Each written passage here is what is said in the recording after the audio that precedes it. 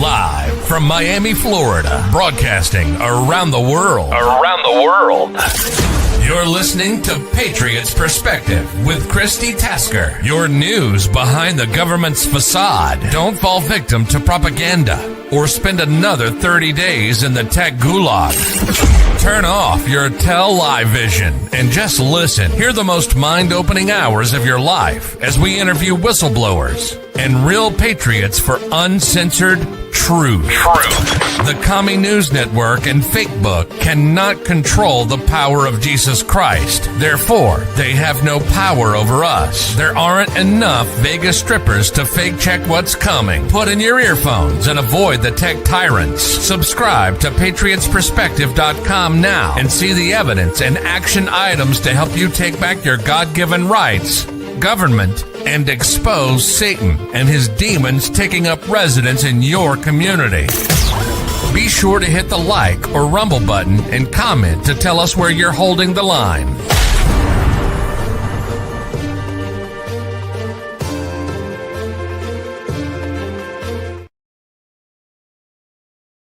Hello, everybody. Welcome back to a night of Patriots Perspective. Thank you so much for joining us here on Patriots Perspective. As you know, we are not into just believing what we are told. We're into investigations and taking a deep dive into what is out there, interviewing whistleblowers, interviewing other investigators so that you guys can know the truth about what's happening in our world with different cases. And I want to tell you guys how I found our tonight's guest, Steven Pagano. Sorry, Steven. I know I've just butchered your name. I apologize. But Steven I found by way of Peter Hyatt. Steven is an amazing linguistics expert, and he has a blog full of linguistics on the JonBenét Ramsey case. And I will be showing you that throughout. Steven, welcome to Patriots Perspective, and we look forward to going through Linguistic Crime Scene Consulting, LLC, which is your business, where I found tons of great information posted regarding the JonBenét Ramsey case and the linguistics throughout. So I'm looking forward to, first of all, you telling my audience about yourself and linguistics actually is. Well, thank you. So my name is Steven Pagano. I'm a police officer in Northeast Ohio for over 20 years now. I've been studying linguistics in terms of statement analysis, which is a deception detection technique that law enforcement and other investigators use in their work. But for probably the last 7 or 8 years, I've been studying it intensely, and I studied it under Peter Hyatt, who we unfortunately lost earlier this year, where the techniques of statement analysis went into more than just deception detection, but also psycholinguistic profiling. And what that is when we use statement analysis, we're looking at the words somebody chooses when they speak freely, and we're trying to discern not just deception or veracity in somebody's account, but we can find essentially what are clues to the hidden truths. What's on a person's mind will leak out as they speak, and the more somebody talks, the more they reveal what it is that they're trying to hide from an investigator. Psycholinguistic profiling is when you take those same principles that we use in the analysis and you ask different types of questions, whereas we start out by asking what really happened, where the truth and deception lies, and then we go into asking questions about the words that the person chooses to use and what that tells us about them themselves. And then we can get some insight as to the subject that we're looking at, what types of personalities they have, background, experience, things of that nature. Okay.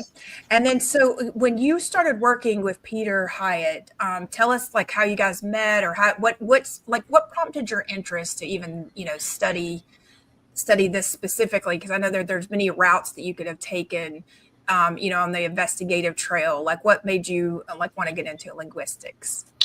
Yeah. So from early on in my career, learning how to discern deception was important. It's an important part of any investigator. We unfortunately have to deal with deception as a regular part of our job. I had stumbled across statement analysis through the book by Mark McClish. I believe it was titled "I Know You're Lying." Through that book, I kind of got the interest in it, explored it more, found some training that I went through, various different instructors, basic trainings. But, like many people, I found Peter Hyatt through his blog. He did a lot of his promotions for his business and his training that he did through a blog. And I read a lot of his blog work, and eventually I did the training under him. I signed up for his courses, completed both of his courses, and just continued a, sort of student mentor relationship with him for many years, as he does with, or I should say, did with many of his students. So, it was Peter who kind of encouraged me to do what I'm doing now, which is, I started the website and, promoted through the blog that I, do on my website there. Well, I thought your blog was actually very easy, for people to read, understand, and you've broken down the different parts of the notes. So where's a good place for us to start? Is it JonBenét Ramsey note number 1, part 1? Is this the best place to start with this particular case, with the JonBenét Ramsey case? I think actually the best place might be the 911 call. Okay. All right. Let's go for that. I believe is on there as well. Yep. And I love the fact that you actually have everything on here. Okay. So with the 911 call, with your notes. So yeah, just kind of go through and, tell us what you found in the 911 call. Well, the first thing somebody needs to do when they're analyzing a 911 call, they need to understand the context. Whenever we do any analysis, context is a very critical part of what we do. And so 911 calls have a sort of an acute analysis context in that, and especially when you're dealing with a 911 call from somebody who is a family member or loved one of the person who's experiencing the emergency. So in this particular case with JonBenét Ramsey, as many people know, JonBenét's mother, Patsy Ramsey, made a 911 call the morning to report that JonBenét had been kidnapped, or at least that's what she was reporting to believe at the time of the phone call. So if we use that as our context as we go through the call, we can see where the problems start to arise in the language that she uses. So, and I can just go through a little bit of the call here. I have it in front of me. So it starts out with 911. It's kind of inaudible, but you hear the 911 operator say 911 emergency, and Patsy responds with something that's also a bit inaudible. To me, it sounds like she says, "We need police," but what's obvious to me is that the word police was within the response. So we're not quite sure what she says there, and we don't know really what to make of it. But if you listen closely, I think we can reasonably say what she doesn't say, which is what the actual emergency would be, which is, my daughter, JonBenét, has been kidnapped. The 911 operator, she starts to ask what's going on, but Patsy gives out the address. When she gives out the address, the 911 operator then comes up and says, "What is going on there, ma'am?" Now, this is a very crucial part in this call because this is the first clear opportunity that we expect Patsy Ramsey to take when reporting this emergency to explain what's going on. So here's her opportunity to tell, the police that JonBenét has been kidnapped. But those aren't the words that she chose. And so what happens is, as she's speaking and her brain's formatting her thoughts, there's a fraction of a second that it goes from thoughts to speech. And in that fraction of a second, she's looking to report her daughter's been kidnapped, but the words she chooses are, "We have a kidnapping." So I would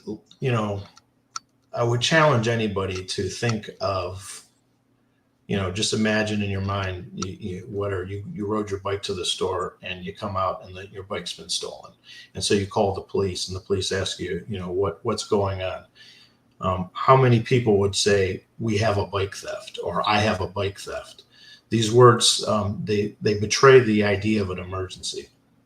So, and let's pause there for just a second, audience. I want you right now, before we go any further, you to basically say what, comment below and put in the chat what you would say, because I can tell you what I would say, Steven, is I would say, I cannot locate my daughter.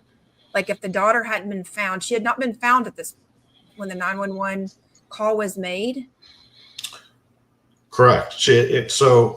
Again, so what we're meant to believe is that Patsy Ramsey at this point believes that her daughter actually was kidnapped. Because if you'll recall, and we'll see as we go on in the 911 call, she brings up the ransom note, the note that they found. Okay, gotcha. Okay. So at this point, she's to have at least read enough of the note to know that somebody has taken her, because she's got the words of a perpetrator to rely on. And so when she says we have a kidnapping, instead of say my daughter's been kidnapped, she's fundamentally speaking about herself and what she's experiencing, what the emergency is from her own perspective. She's not speaking for her daughter. And she's not just speaking for herself, but she's speaking for presumably her and John Ramsey, because she uses the pronoun we. So she's not alone in this either. So what we expect in a 911 call, it would be the emergency itself. The emergency isn't what Patsy and John Ramsey are experiencing. It's what JonBenét would be experiencing. And that would be, especially for the mother of a little girl who's kidnapped, that it would be the maternal instinct of that mother would be to be focused on her daughter in those moments. But that's not the language that she uses. And it gets a little bit more interesting, in my opinion, because when she says we have a kidnapping, she's doing a couple more things. She's saying she's in possession of this kidnapping, which is obviously odd language. But if you look at the word or the phrase a kidnapping, the article a in a kidnapping, it's a very vague language. It's abstract in a sense. And if you think about, again, this is all based on just, the normal common use of our English language. Everybody uses this language. When she says a kidnapping, she's being vague, she's being abstract, and she's basically linguistically bringing into this phrase the concept of all kidnappings. And this is going to be kind of hard for me to articulate, but what she's doing is she's telling us on her mind isn't just this one important kidnapping. She's thinking of the fact that there are kidnappings that exist throughout the world, and she's telling us that she has one of them. So it'd be like saying, I have a dog. In terms of linguistics, you're also bringing in the concept that other dogs exist. I hope I'm making that clear, but it's it does, because it kind of really does help when you think about, like, what would you say at this point if the average person, what would you say at this point? And all I can think of is, my daughter has been kidnapped, please send help, and like, I would think that you would start to give a description, direction, like say, I found a note, so I don't know if we get to that point, but I mean, I'm just, putting myself in that position. Yeah. So what by being so abstract about it, what she's doing is she's showing us that she's thinking about the concept of kidnapping in a very abstract way. And so what I'm getting at in a very hard to articulate and roundabout way is, it's an indication already right at the beginning of staging that this crime was staged, because it shows us that she's not focused on this one kidnapping, but she's also thinking of kidnappings all in general, as a general concept. And what it kind of gives us a suggestion, and at this point it's just a suggestion, it would be something for us to want to explore throughout the rest of the analysis or in our investigation. But it gives us this first suggestion that there was this sort of thought of, okay, this let me put it this way. Kidnappings are a thing, and we'll make this look like one of them. Is that tracking correctly?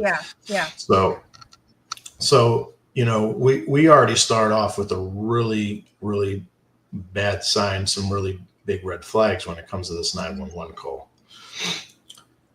And then the 911 operator continues on and says, "Explain to me what's going on." And she responds, she kind of corrects herself here. And she goes into "we have a," and then she edits herself again to "there's a note left and our daughter is gone." So one of the principles we look at when we're doing any sort of an analysis is we look at priority. And priority, usually the most important things that we want you to know are the things that we're going to say first. And we can look at that in the micro, we can look at that in the macro. Here in the micro priority, we see that she finally tells us the status of JonBenét being gone. But she first wants the dispatcher to know that there was a note left. It's more important than saying my daughter's gone. And so this is kind of our second indication of staging. As we're going through, if we were going through this fresh here, we would see that first indicator, and now we're looking at this and we're starting to see a pattern arise. And so when she says there's a note left and our daughter is gone, the note is what is more important to her to communicate to the dispatcher at that moment. And that, again, is another red flag. It's also very passive in the sense that, and this is where we kind of got to dig a little bit, but in the sense that when you say there's a note left, how many ways could she have said it? The kidnapper left a note, somebody left a note, but she says a note was left. And passive language like this, it removes and denies us any sort of linguistic responsibility as to who put that note there. And that's, that can be, again, context driven, but in this case, we don't just have the fact that she doesn't tell us who it is, but when you consider that somebody wrote out a ransom note telling Patsy and John that they have their daughter, these words are very impactful. This is what you would expect in an actual kidnapping. Mm-hmm. So the person is somewhat, we expect them to be somewhat psychologically present on Patsy's mind. And so when it's passive in this way, it sort of denies the concept of there being an author of that note, if that makes sense. So if I, again, to use another example, to just try and paint the picture here, if I go outside and somebody writes some sort of, slur on my car, they key it, paint it, or whatever, even though that person's gone and I don't know who wrote that, the mystery is who the author is. Their presence is still there. So I'm expected in my psyche at that moment to be thinking that there is a person behind this. And we don't see that in Patsy's language. Mm-hmm. And it gets even a little bit more complicated for her in this case here, could be because what we have here is also what we would refer to as another principle we look at is when somebody changes their language. So she tells us that they have a kidnapping, but when she finally tells us the status of JonBenét, she doesn't say that JonBenét's been kidnapped. She merely says that she's gone. And what we look at and when we do these analysis is we consider this principle that when there's a change in language, it's a change in the person's subjective perception of reality. So she is using the word gone to describe JonBenét, even though she's saying what they possess is a kidnapping, and the two are not the same. Even though it sounds like it's nitpicking, it's not, because when she decided to use the word kidnapping, she assigns some sort of internal, we'll say internal subjective, definition of that. And when she changes that language, what she's telling us is that something's different from the first time she used it to this new language now, that she can't use that word kidnapping again. Mm-hmm. And as we go through the 911 call, and I'll just kind of just hit this point right now, you'll notice she'll never say that JonBenét was kidnapped. She never actually reports that in her 911 call. And so again, another principle that we use is if they don't say it, we're not allowed to say it for them. We don't interpret their words. We just do our best to try and understand the words that they choose. Let me ask you something, Steven. So, because I keep trying to picture, it's hard to say what people will say, like when you are in the state of emergency. But I would think if it were me, I would basically pick up the phone and probably be screaming at the top of my lungs that either my daughter is missing and I need help. And then I would think the 911 operator would start trying to get a description of the child, the missing person, right? I mean, like, what is typical with a missing person?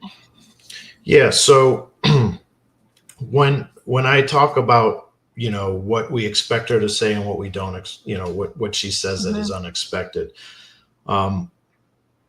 You're right. There's not a script that we expect her to go by. She could say, my daughter's been kidnapped. You could say my daughter is missing.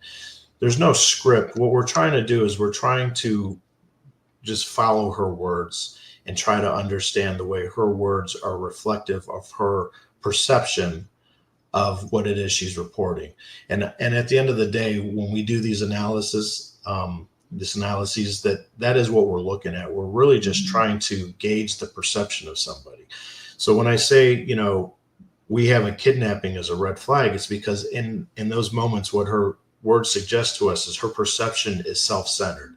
She's focused on what we are experiencing, me and I'm assuming, her husband, as opposed to what's important, which is what's going on with my daughter. So yeah, there's no script to say. There's, every call, everybody says obviously something a little bit different, but when we look at the actual words and follow, you just follow what they say, and you'll see that there are all these indicators as to what their true perceptions are of the crime. And then we do have expectations that we follow. That's what the context is for. So in this case, again, you have to practice a little empathy. You have to kind of try and actually imagine yourself waking up that morning, finding your daughter's been kidnapped, finding a note from somebody saying that they have her, threatening to, do all the things that they say they're going to do to her. And then imagine to yourself what would be most important to you in those moments. And then ask yourself, is this person's words reflective of that, or is it reflective of something different? Yeah, just like your number 2 says here, when you have a hypothetical car stolen, you use the word my, and I would definitely, my first instinct is to say my daughter, and claim that person, the human. So is that like one of the main triggers too, because she didn't say my daughter? Well, yeah. So, when we look at the language, we're kind of looking at it from, 360 degrees, and there's many things to discuss about any sort of aspect of the language. But yeah, so as I wrote in there, the example is, if something's taken from you, the word my becomes almost instinctual when you're reporting it, because again, that's where your psyche's focused. You're focused on the fact that your personal possession, your personal possession is gone. And so this is essentially reported being a theft of her daughter. And so, yeah, it's the same exact thing that we expect. It's not a kidnapping. It's my daughter. This is very personal to me because this is my child that's been taken. And this is what we're looking for in the language that we just don't see. Okay. Yeah. And that makes total sense, because I was even thinking, like, for instance, my neighbor got burglarized, like, and her purse and everything was taken from our parking lot here in Miami. And I remember just shouting to the police, my neighbor's just been burglarized, like, help her, like, so that even though she wasn't like beat up or anything, but it's just, your instincts are to claim that person, the human as when it's in close to you, even though like my neighbor is not my own daughter. I'm just trying to think through like different situations that, can be similar. Well, that's absolutely it. That's just it. So you look at that circumstance with your neighbor, And then now just imagine that we are talking about your own daughter who's been taken that morning. And so again, the perspective we look at, we see what's missing and we see what's there, and we compare the two. So we see that there's this focus on herself and presumably John. When she says we have a kidnapping, we see that the kidnapping itself is vague. She doesn't say, we are dealing with our daughter's kidnapping either. She just says we have a kidnapping. And then, she goes on to talk about the note before we even find out about the status of her daughter being gone. And it's always interesting to note the language too, because if you look at the word gone, that can mean a lot of things. People use that term for people who are deceased, and it goes back to that sort of internal subjective dictionary that we're looking at. And so we're trying to again gauge where her perceptions are in the moment. Yeah. And so the dispatcher repeats it back to her. A note was left and your daughter is gone. And then they get into a little bit of description. She asks, how old is your daughter? She's 6 years old. She's blonde. How long ago was this? I don't know. I just found the note and my daughter is, and it was a little inaudible, but I'm pretty sure she just says her daughter is gone again. So she kind of doubles down again on the whole priority thing about the note too. So, again, she wants in this call, she wants that note to be known. She wants that note to almost take center stage of what's going on in that house, which is troubling because right now the biggest, most important thing is the status of JonBenét being kidnapped, which again, she still hasn't, told us in the call. Was it also, Steven, one other thing? I had a friend that was actually, she wrote a book called Once Ransomed, and her father was very well off, and she was ransomed at one point. And, one of the things I know when your child is really ransomed is you're very careful not to make a 911 call too, that so, I don't know if that's normal. This has been like back in the 80s 80s. I want to say like the mid 80s. And, because, when the child is simply missing at the moment, the parents are super concerned about also what is taking place in some note. But again, I have not analyzed the note for John and Patsy and JonBenét. It's been a while.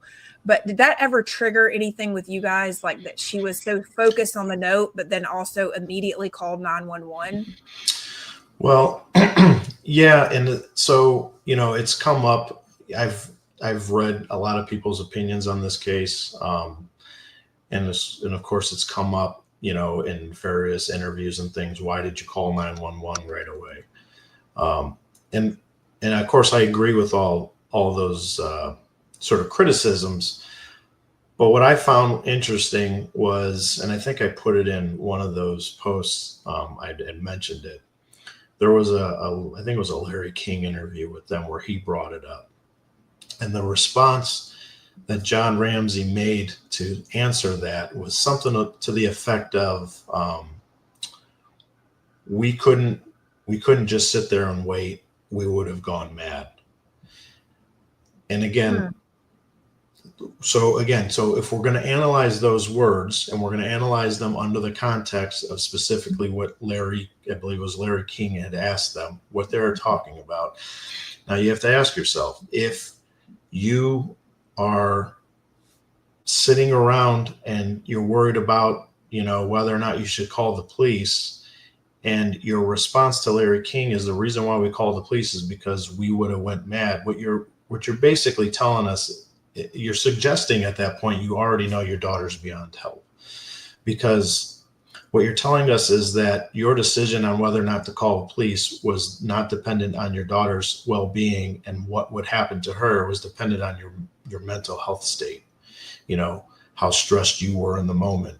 And so again, you got to put yourself in that position. And just as you were bringing up, would you would you call the police if the note told you not to? I don't know if I would or not. I've never been in that situation, but I can tell you this, that my decision wouldn't be based on how I felt in the moment. It would be based on how I thought it would affect my daughter, who was in the hands of these kidnappers.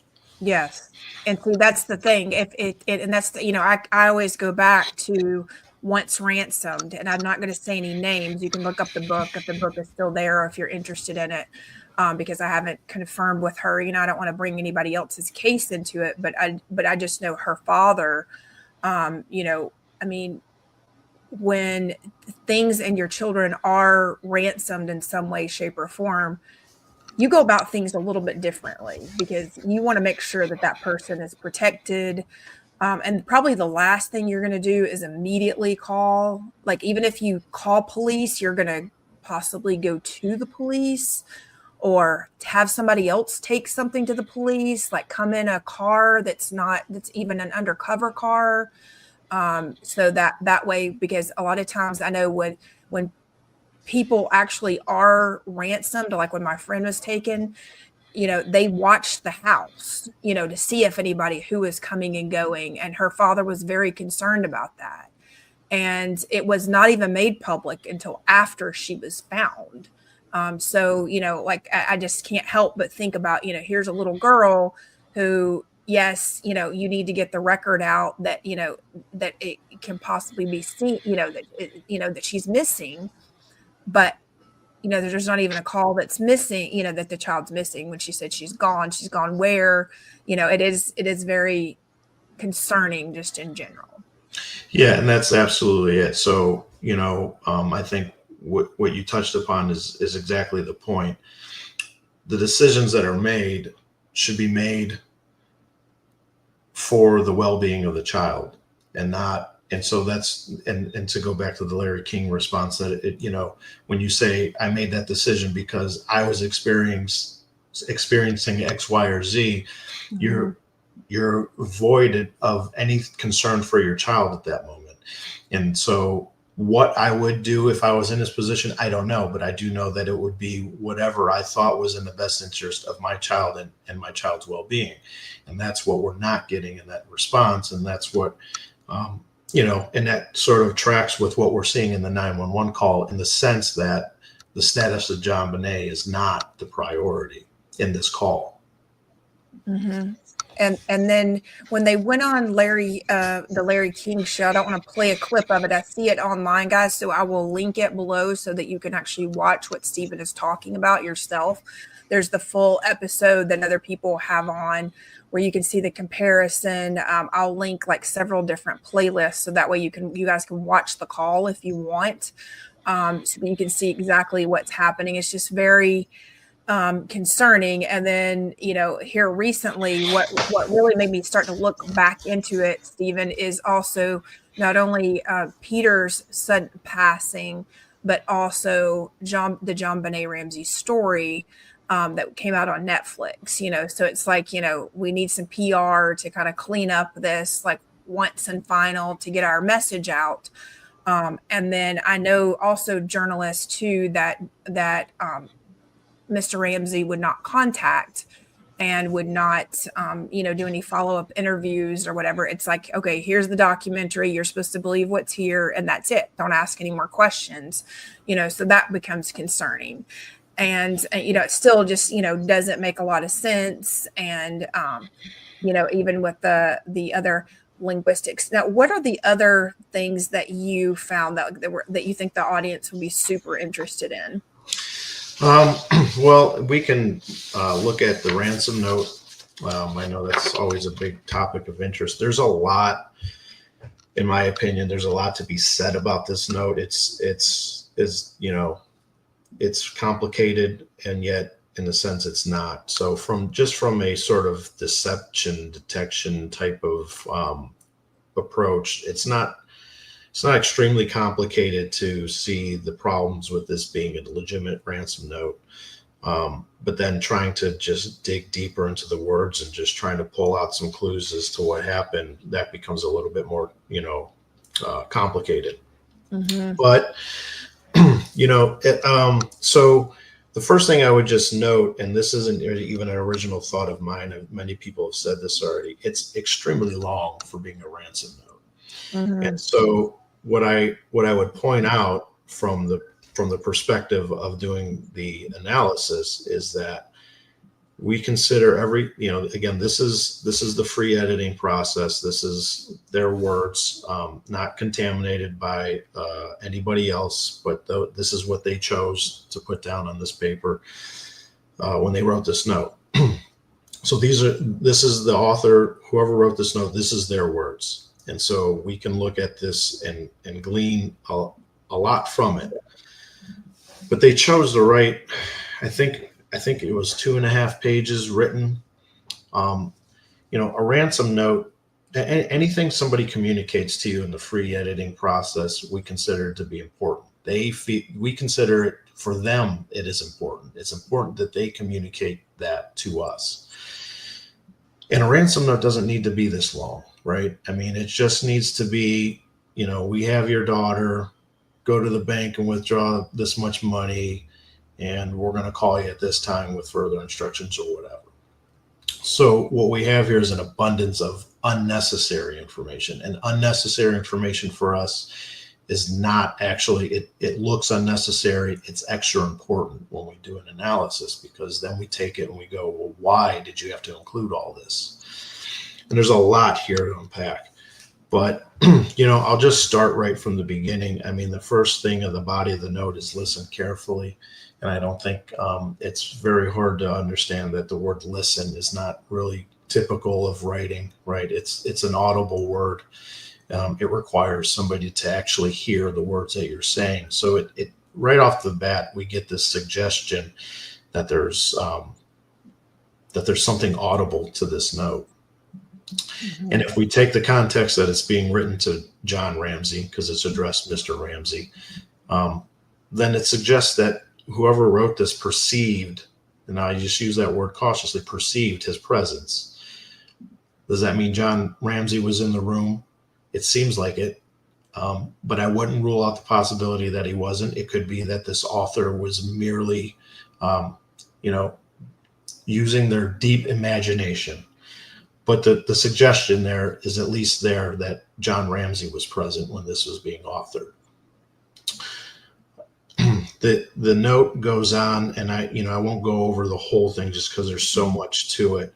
Mm-hmm. But if we go to that same concept of priority that I mentioned with Patsy in the 911 call, as she's bringing up the note and making JonBenét's status low priority, we can see that same concept play itself out in the note. So, first thing the authors need to do is they need to talk about themselves.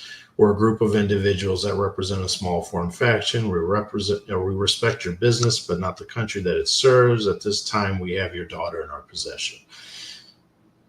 So all this stuff that happens before we have your daughter in our possession is, let me tell you about us. Here's who we are.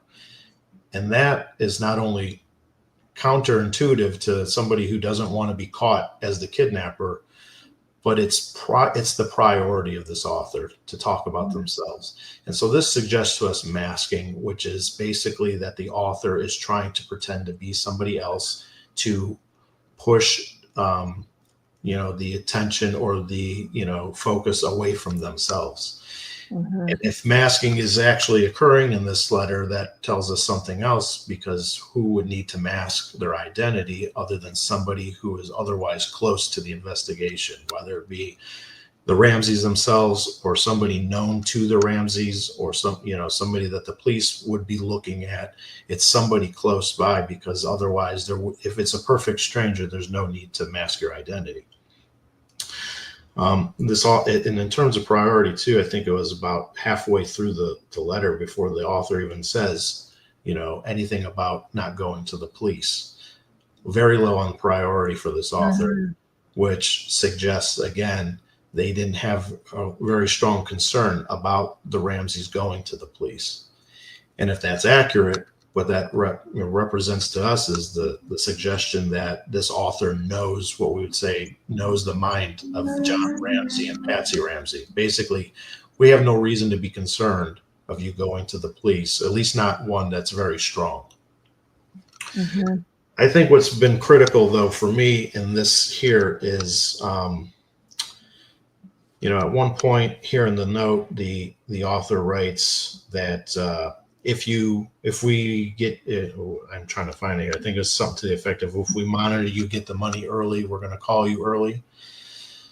But the author never says what time they expect them to get the money. This is missing context in the note. There's content and there's context that is missing, that somebody would have to know outside of what's written on these pages to understand what this author means. And if you consider this, that anytime somebody writes or communicates to you, they need to be understood. They have a need for you to know what it is that they're talking about. So the expectation is that when they don't add context or content in the note, they must perceive that you have that already, that you don't need me to explain it here. And so this occurs a couple of times, but the big one for me is when they talk about getting the money early, because there's no time frame as to what time they expect them to get the money. So how, as we read this note, we read this and we go, well, we don't know what early is. And if we don't know what early is, then the authors could not have legitimately believed that John Ramsey would have understood what early was either.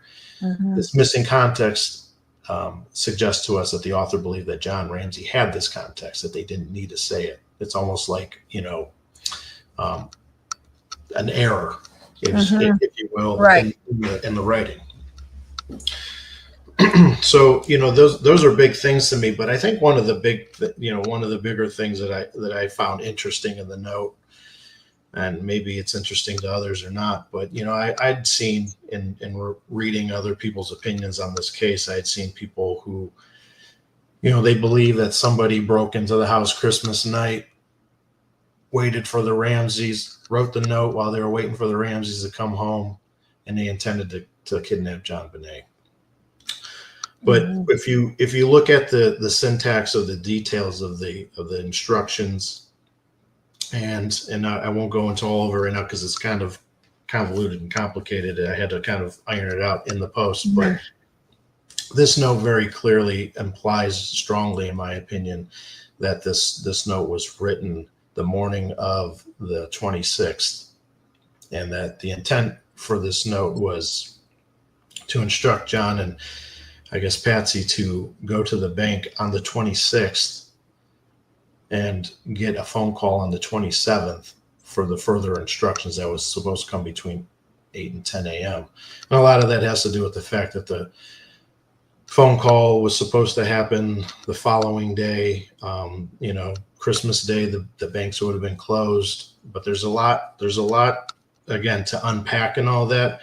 But I find that to be almost, in my opinion, it's conclusive to me that this theory that somebody was waiting in the house and wrote the note before they got there on Christmas night is just not it's not a good theory.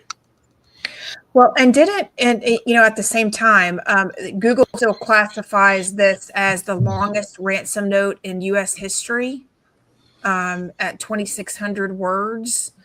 And, if that is the case, and in terms of the ransom note, 2,300 words, as it stands out as the longest ransom notes ever discovered in a kidnapping case.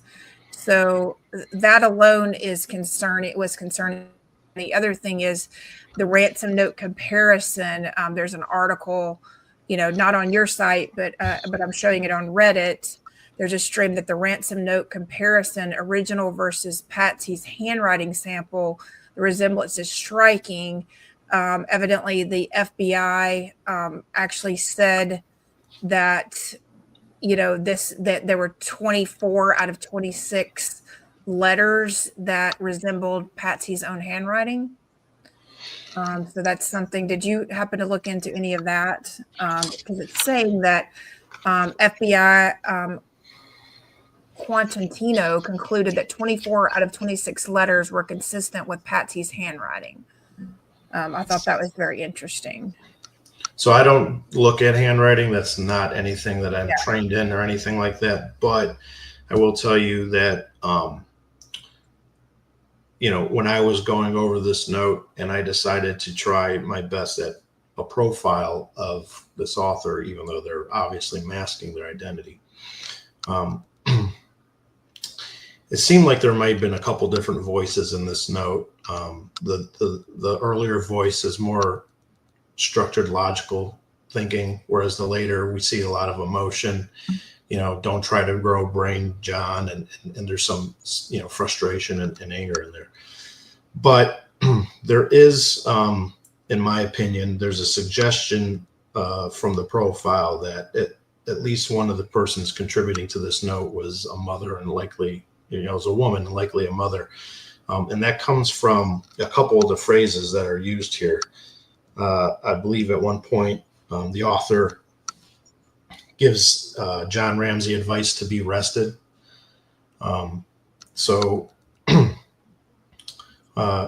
This is something that I perceive to be within the maternal instinct, right? Usually mothers worrying about their family will give them advice like this. They'll say, make sure you get enough rest, make sure you get enough to eat, that sort of thing. Mm-hmm. But then there's another part in the note here where the author tells John Ramsey, be sure to bring an adequate size attaché to the bank. Again, who tells somebody, gives them this type of advice, and again, it's to me, it's in my opinion, it's that of somebody who's preparing their child before they're going to go away to school or to camp. Make sure you packed up everything you need. Make sure you put a warm enough coat on. Make sure you bring an adequate size attaché to the bank.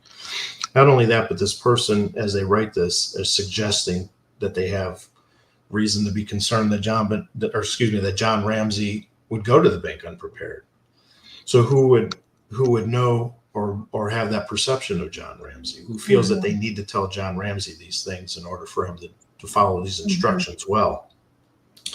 The word bring in that phrase too, as we bring it up, is another very critical word in my opinion, because it's kind of driven from a perspective. When you say when you give somebody instructions to bring something, it's usually under the context of some sort of shared travel or destination, right? Bring the adequate size attaché as we go to the bank, or bring it to the bank where I'm going to meet you is typically the type of context we see that in. So when we see the word bring, it's another critical point for this note, because it kind of shows some suggestion that this author perceives themselves to be with John at some point at the bank, whether they went there with him or they show up and meet him there.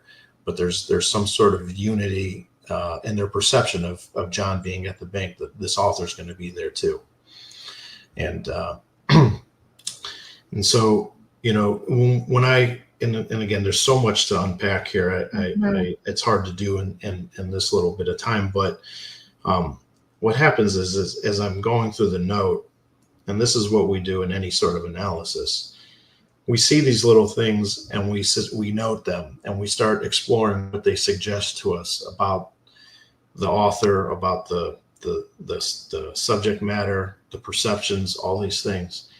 And we just note it. We start asking questions about it. And then as we go on, we see something else. And all of a sudden we're starting to ask the same questions of this that we're asking, and we're starting developing these patterns. And so there's a pattern that I see within this note that suggests to me, something very consistent, that if it were Patsy, I couldn't tell you Patsy was the author, but I could tell you that it's very consistent with a female, particularly one who's probably a mother or has that maternal instinct. And then if I take in that outside context that I've done with the analysis of the 911 call, my opinion, I'm convinced that Patsy Ramsey did in fact, write this note. Mm-hmm. Yeah, because it does go into such unbelievable, unnecessary detail that it just feels very overdone, in general. Yeah. So all that detail in there, it all basically seems to hinge on a need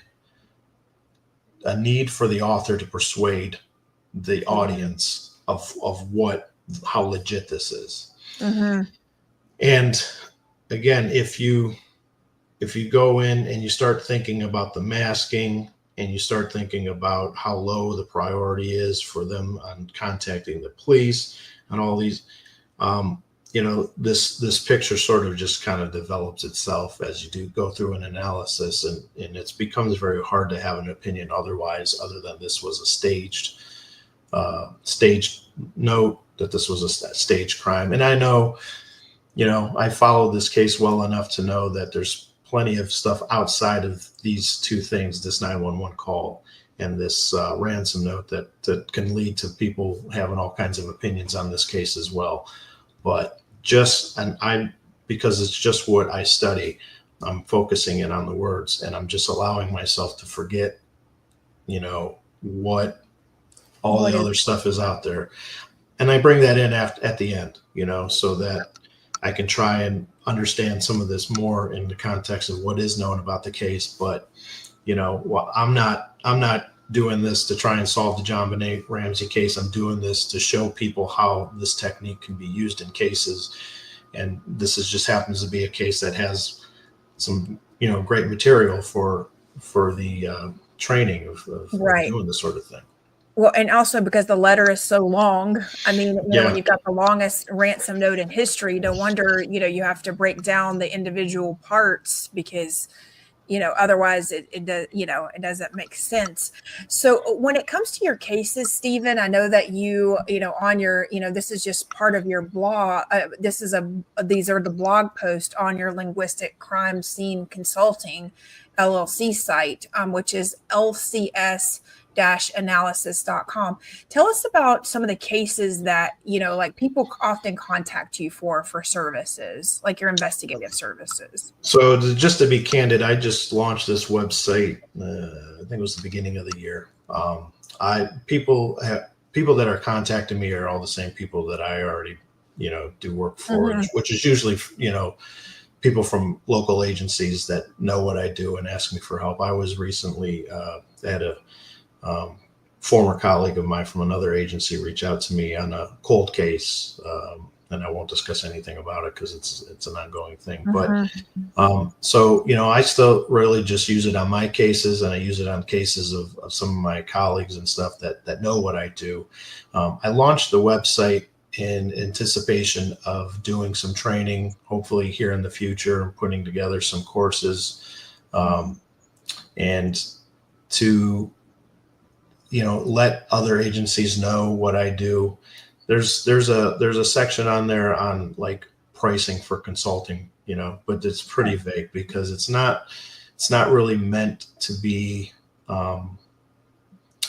I didn't launch the website in order to try and drum up business as much as I did to sort of offer the services to my fellow law enforcement agencies, and hopefully, I'm certainly not even close to being the only guy out there, and I wouldn't even say that I'm, the top expert in this field by any stretch of the imagination.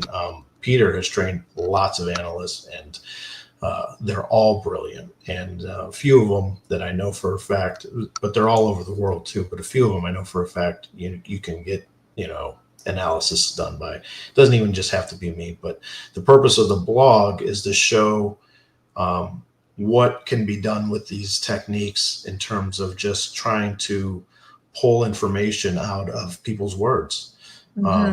And, if somebody goes to my website and they, just see the value of doing that and go to another analyst, then, as far as I'm concerned, that's a win for me. So it's not really about self-promotion at this point. It's just trying to, it's not used as much as I think it could be in what we do. It's gaining traction. It's definitely becoming more known amongst law enforcement, but it's kind of come to this point slowly over probably the last couple of decades.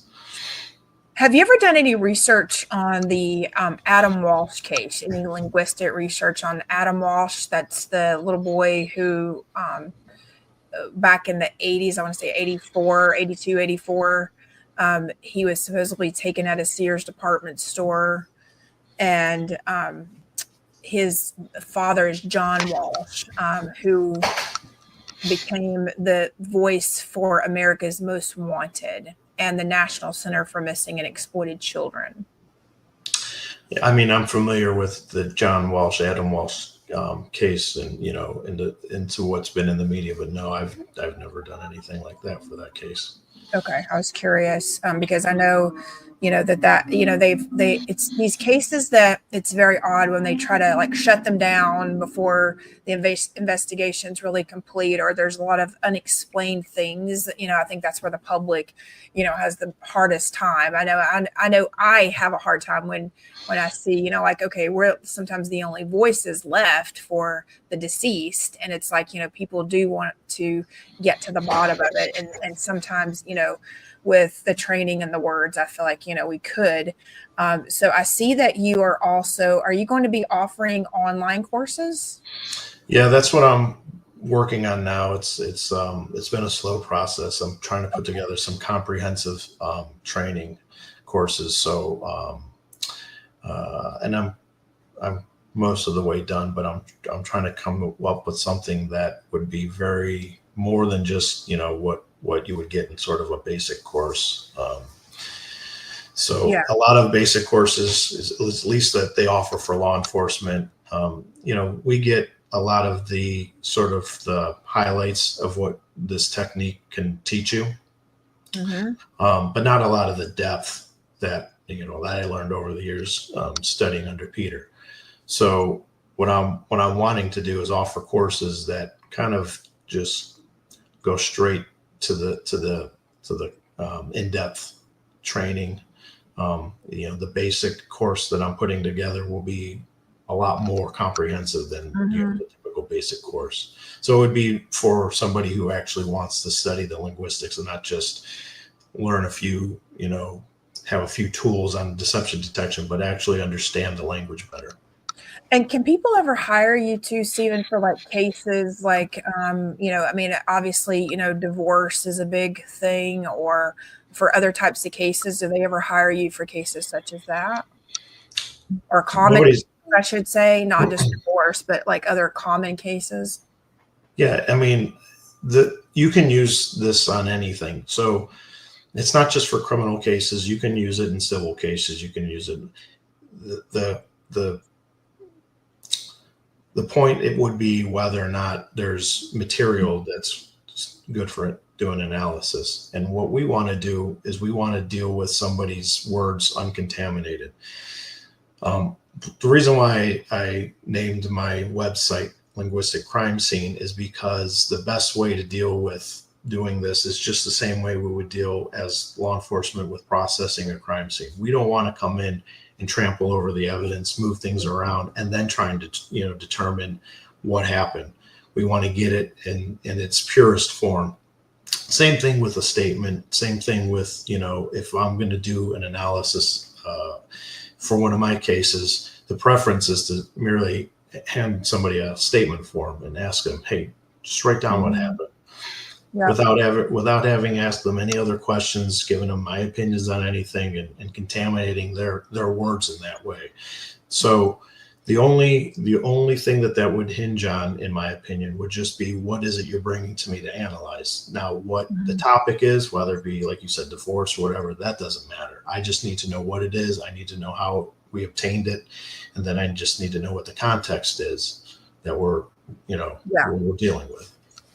And really, like, I would imagine you can take court transcripts, social media posts, any kind of written or spoken, anything written or spoken language. Is that correct? Yeah. So it works written or spoken. It's the same. We prefer if you got, something that's a spoken word, that we work with a transcript, because this isn't like something that we do in haste. Certainly, as interviewers and law enforcement, when we train on this, we can bring it into the interview room, but it's not the same effect as sitting down and doing like the in-depth sort of analysis that we can do. And so the preference is to deal with something, even if it was originally audible, to deal with it in a transcribed form so that we can spend some time with it. Okay, very good. Well, Steven, thank you so much for your time tonight. I really appreciate it. I know we've been playing tag trying to get you on, but I really appreciate your time. And I'm sure the audience is going to have a lot of questions, and I hope that you'll come back eventually. We can get you back on to answer any of their questions. And then I'll make sure to send you a link so that you can, add this to any of your oversight, for your blog posts as well. So thank you. And thank you for your time. And thanks also for your service, as a law enforcement officer. We want to keep you guys safe, and also appreciate, all of your hard work, because we know, I have many family members that are law enforcement and fire and, and servicemen, and it's just not an easy role that you guys have. So I really appreciate it very much. Appreciate your service. Well, thank you. Okay. Audience, please make sure that you do follow lcs-analysis.com. Go there. Make sure you subscribe on Steven's contact. And Steven, I'm going to drop you out because I have some things to tell our audience, and don't want to waste any more of your time, sir. So thank you again for being here. All right. Thank you. Okay. Bye-bye. Bye-bye. Okay, audience, so you have just seen it for yourself. If you have questions below, make sure that you do comment below so that Steven can either answer your questions, or we can get him back on to answer your questions. Hope you've enjoyed this interview. Please make sure that you give a thumbs up, that you like, you subscribe, because you know what?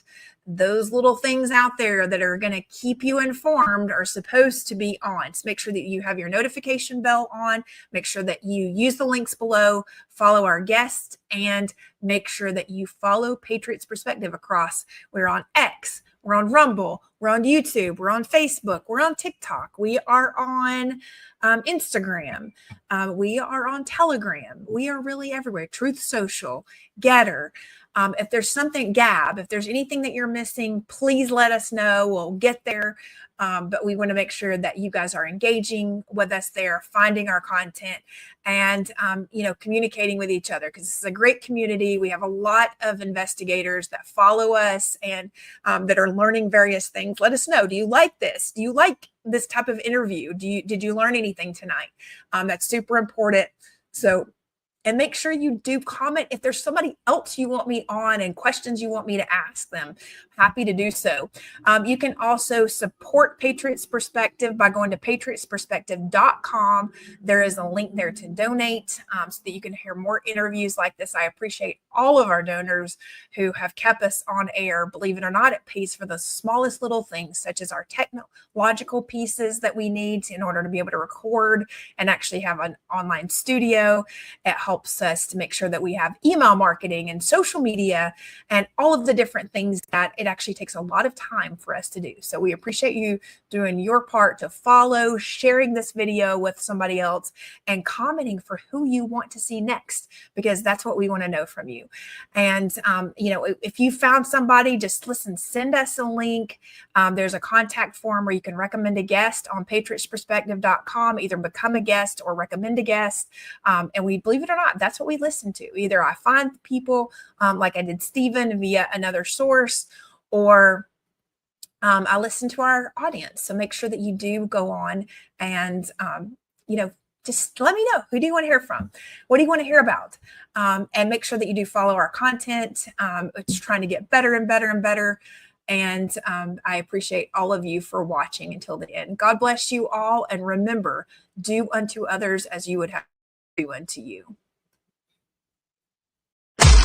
Remember, take action. Take action. Don't let big tech win. Share this video with a friend now. Most importantly, do unto others as you would have others do unto you.